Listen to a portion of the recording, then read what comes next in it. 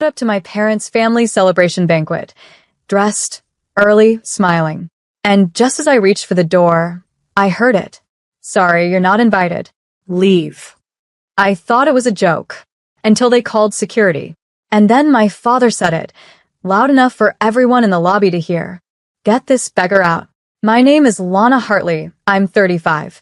And if you think I caused a scene, I didn't. I straightened my back, looked at my mother, who wouldn't meet my eyes, glanced at my sister, who smirked, and I walked away. No shouting, no tears, no curses, just footsteps. But what they didn't know was that everything they'd been celebrating, I paid for. The venue, the catering, the gold-plated invitations, the Airbnb rentals for the out-of-town uncles, even the champagne tower mom insisted on, for aesthetic. They thought it came from my dad's retirement bonus. It didn't. It came from my account, quietly, willingly, repeatedly. Until that moment, I got in my car, took a breath, opened my banking app, and started canceling. $7,200, banquet catering, reversed. $12,000, honeymoon flights for my sister, revoked. $4,800, spa weekend for mom and her book club, gone. $52,000, ongoing payments on the beach condo they claimed as dad's legacy, all under my LLC. Frozen. Effective immediately. Total damage, $76,000. By the time I reached home, I had 56 missed calls. Half from family. Half from numbers I didn't recognize. And then someone knocked at my door. Hard. I checked the peephole, and what I saw made me lock the door, slowly, silently, and grab the folder I had been waiting 3 years to use. You said.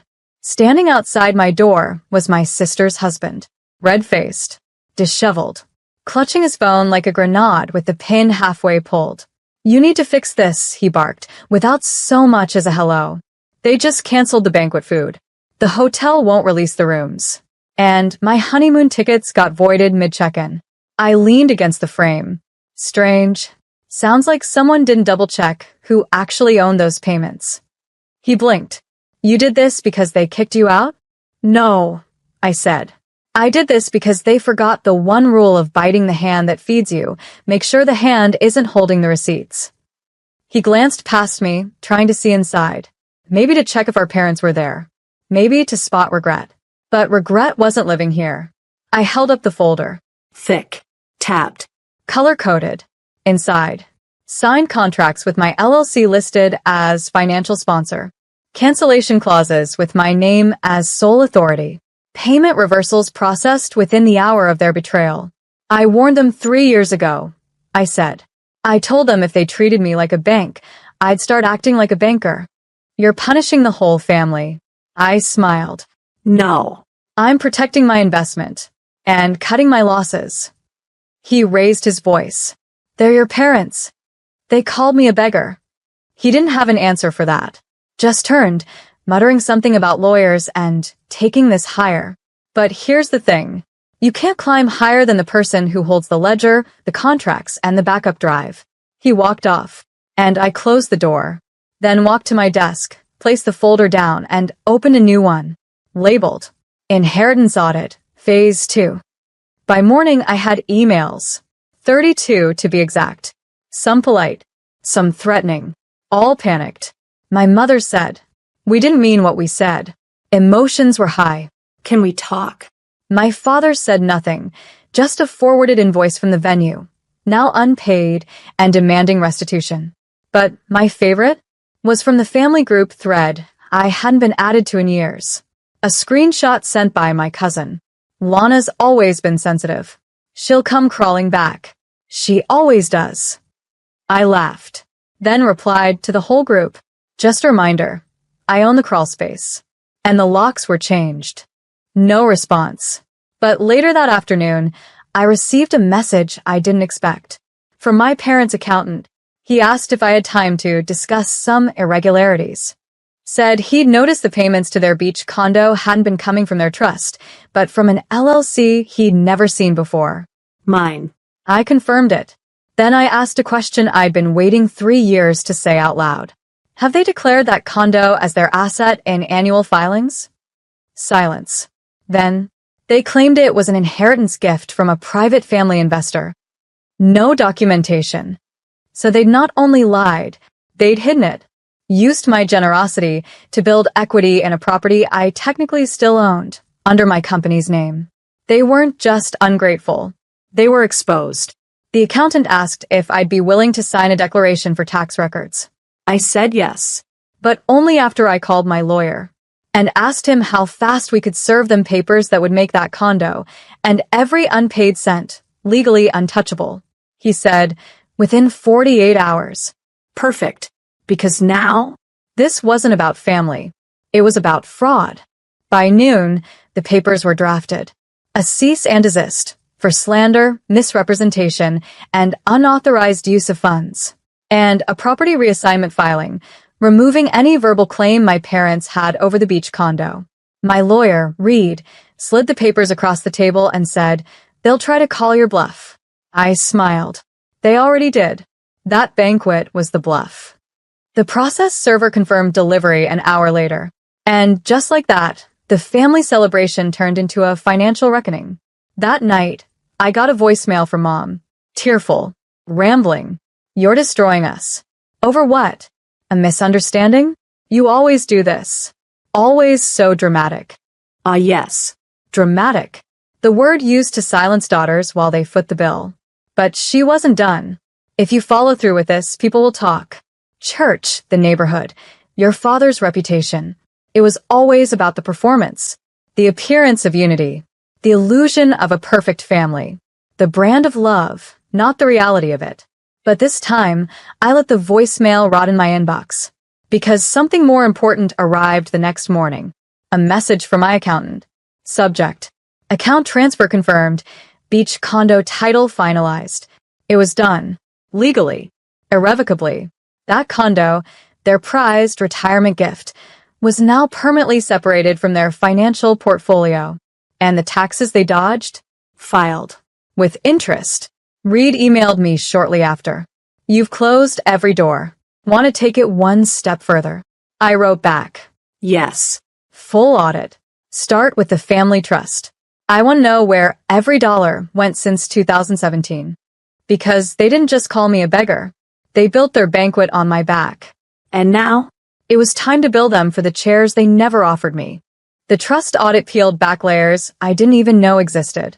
Reed's forensic accountant uncovered everything. $18,700. Withdrawn the week I graduated college. Emergency repairs that turned out to be a new kitchen for my sister. $9,000. Labeled as education expenses, but went to front row concert tickets and a spa weekend for my mother. $34,000. Quietly funneled into my father's antique car restoration, a vehicle he once said was a reward for raising such responsible children. They'd bled that account dry, then still had the nerve to call me the beggar. I asked Reed, "Is this criminal?" He nodded. "Only if you want it to be. But I didn't want jail. I wanted accountability. So we filed a motion. Request for financial recompense plus trust misuse documentation. They had 30 days to respond or settle privately. And that's when the mask finally cracked. An unexpected text came through. From my mother. "I'm scared, Lana. Please don't ruin the family over money. We'll make it right." I stared at it for a long time. No apology. No ownership. Just fear, the only language they ever truly spoke. I responded with one line. "Ruin? You're confusing ruin with reveal."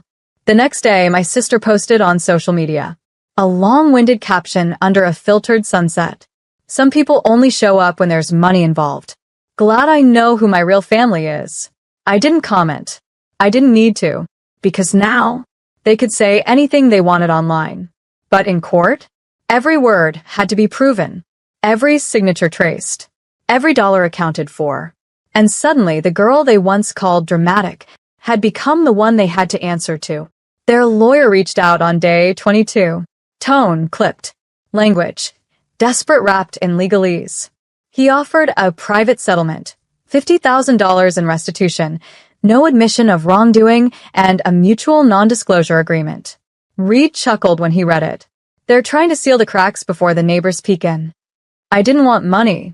Not really. I wanted a record. Proof that I wasn't just the black sheep. I was the scapegoat, the silent benefactor, the unpaid lifeline. So we declined.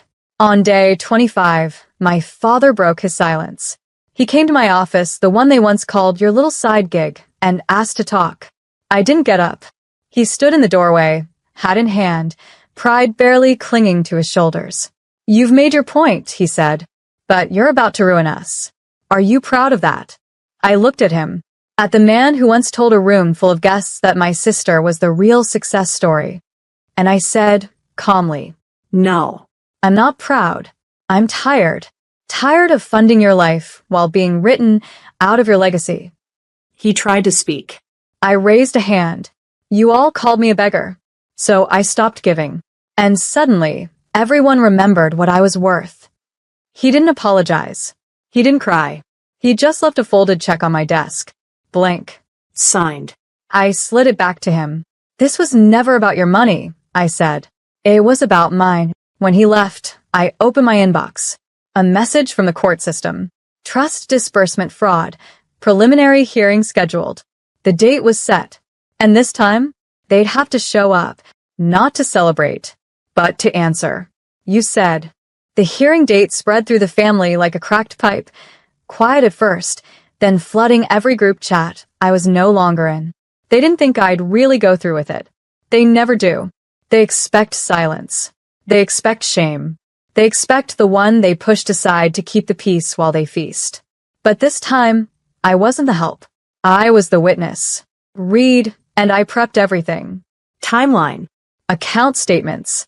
Screenshots of messages where I was asked to spot them just this once. All the invisible IOUs made visible. The night before the hearing, my sister messaged me for the first time since the banquet. If you go through with this, I swear I'll never forgive you. No, sorry. No denial. Just a warning, as if my piece required her permission. I didn't reply, because some people don't want reconciliation. They want reinstatement of the version of you who stayed quiet. The courtroom was sterile. My parents sat across the aisle with stiff backs and a lawyer who kept checking his watch. The judge asked simple questions. Reed answered them with math. He projected charts onto a screen, demonstrated how the condo payments came from my LLC, how the trust was siphoned for personal gain, vacations, spa days, cars, all under the guise of family needs. My parents' attorney objected, claimed informal arrangements, said, this is just a misunderstanding blown out of proportion. But the judge? She wasn't moved. She turned to me and asked, what outcome are you seeking, Miss Hartley? I stood, voice calm, truth on paper.